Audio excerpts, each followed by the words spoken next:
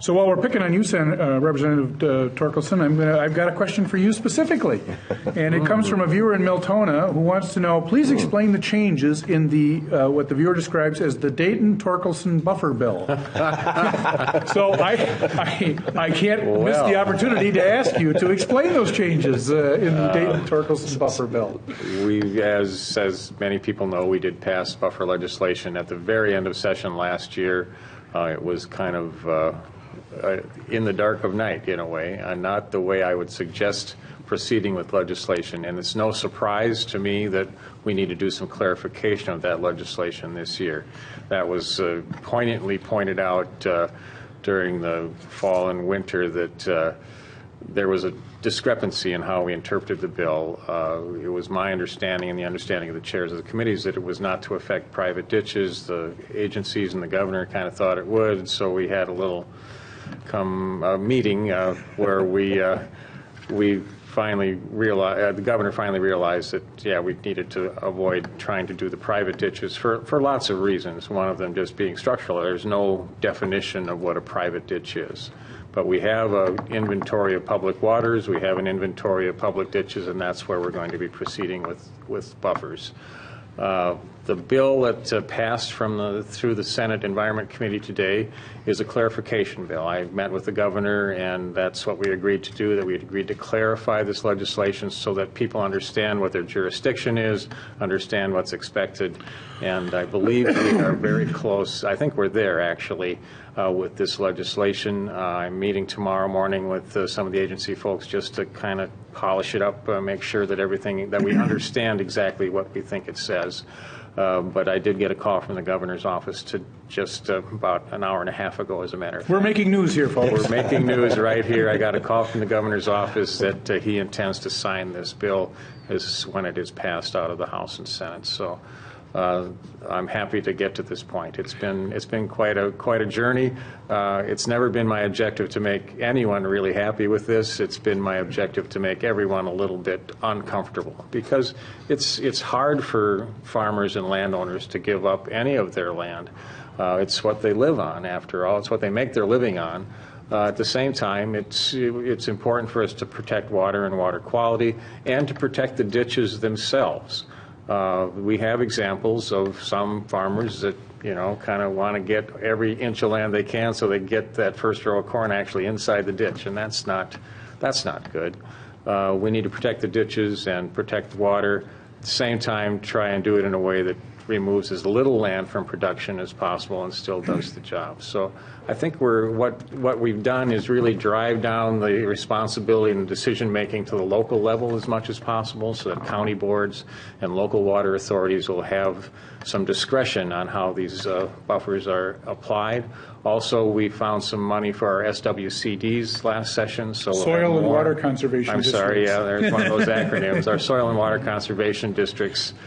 Some of them were struggling, as a matter of fact, and so there's more funding available for them to be the technical people that can help farmers evaluate these situations, apply the right buffer in the right place, and I believe we're going to make good progress. Actually, I've already seen on my drive between my lake home and my farm home, I drive past two situations. I drive past a buffer that's already been planted, I believe, as a reaction to this legislation. Even though it's not required for a couple of years, that farmer has put his buffer in already. I drive by another spot where there was a ditch, but that landowner has decided to lay tile in the bottom of the ditch and fill it in, which is fine. That prevents any soil erosion in that situation. So would you say the principal difference, or the clarification, is principally dealing with this public-private ditch situation? Is that the principal accomplishment of the legislation? Right, defining exactly what this applies to. So eliminating the private ditches from it and limiting ourselves to the public waters inventory and the public ditches. And the other major point is just defining the jurisdiction so that these county boards and water authorities understand what their responsibilities are. Senator Eakin, any thoughts on this? Well, I think timing might be an issue, too, as far as the timeline is concerned. I know there's been some concerns that I've heard in regard to the aggressive timeline, whether it can be accomplished in the time that's allotted. And some counties are way ahead of others. Some counties are basically complete. But there's other counties that have a lot of work yet to do and have a lot of ditches and a lot of waterways that they have to deal with. And we want to make sure that the time is sufficient to make sure it's done right. And I mean, I understand those who want to make sure that it gets done, but we also want to make sure, I think more important than doing it fast is doing it right. And there are alternative practices too that may be more efficient and more effective. And that all takes time. And we want to make sure we're doing it in the most efficient way. But I think that as far as the buffer strips are concerned, this was the initial proposal was actually for the 50 feet. And it was for ditches and for the waterways, and that was a one-size-fits-all model that really didn't work. And I think that the fact that all the rural legislators really stood together in making sure that we had something that was more reasonable than what had originally been proposed. So we got down to the 16.5-foot one rod on the ditches, which is basically it's in existing law already. It was prior to the passage of the buffer strip law, but what passed was basically expediting it and accelerating the implementation of it. But I have heard concerns that maybe that timeline's a little aggressive, and maybe if we could.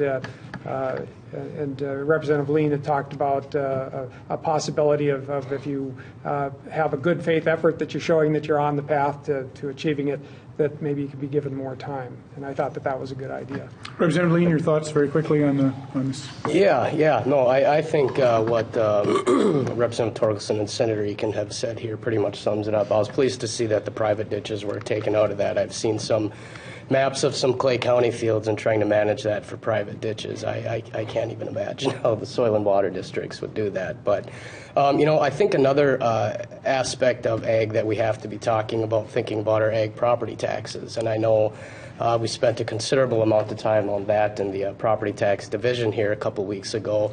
And it's a real concern. Crop prices are down. But those land values are still high. Those property taxes for farmers are still high. So, that deserves much attention, I think, to this session. Senator Westrom, ditches and property taxes. We'll segue right into that. I think Representative Torkelson recapped it well, and I think there's going to be strong support. By and large, I think most legislators that passed it, Democrat and Republicans last year, never intended and knew the private ditches should not be thrown in, and what happened was their language said, and benefited areas, and the DNR took that and the liberty to kind of stretch it back to the private ditches. So getting that clarified will be very good. I would agree with Senator Eakin, too. I've heard concern about getting it done by 2017 and 2018. I think we probably should look at maybe if there's a good faith effort moving forward, they should get a few more years. Because one of the problems is with the tight timeline is it's soon going to run the clock on those that can put CRP in. And the soil water conservation districts that were down in my office the last week are expressing their concern that people hardly will have time to do that when you just deal with the 7-month planting season or 5 months of frozen ground. And so we might have to look at that. Maybe it'd be a friendly amendment that we could put on this bill of Representative Torkelson's.